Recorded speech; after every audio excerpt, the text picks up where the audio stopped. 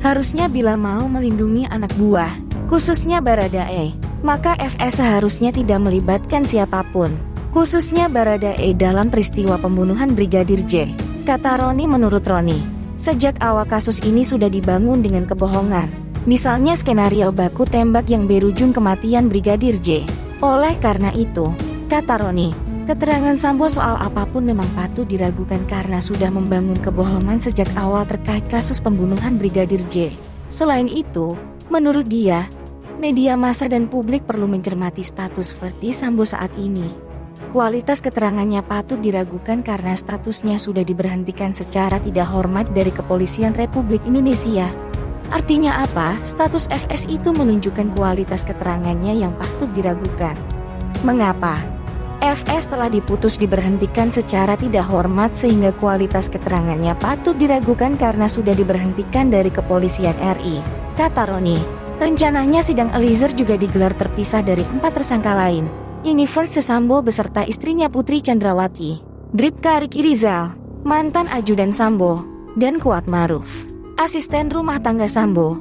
Sidang Sambo DKK bakal digelar pada Senin 17 Oktober 17 atau 10 atau 18 Oktober 2022. Verdi Sambo, Putri Chandrawati, Bribka Riki Rizal, Barada Eliezer dan Kuat Maruf dijerat pasal 340 subsidiar pasal 338 Jamto pasal 55 ayat 1 ke 1 dan pasal 56 ke 1 Kitab Undang-Undang Hukum Pidana KUHP. Sementara untuk perkara obstruction of justice di penyidikan Brigadir J telah ditetapkan 7 tersangka.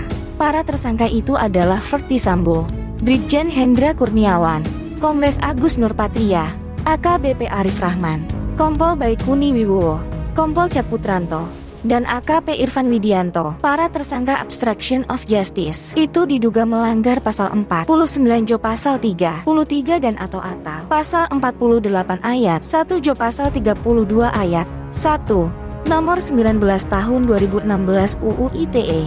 Selain itu, mereka juga dijerat pasal 55 ayat 1 dan garis miring atau pasal 221 ayat 1, kedua dan garis miring atau pasal 233 KUHP. Nah itu tadi pembahasan tentang perang argumen Verdi Sambo versus Baradae makin panas jelang sidang. Apa pendapatmu dan jangan lupa tinggalkan pesanmu di kolom komentar. Terima kasih sudah menonton video ini, salam toleransi.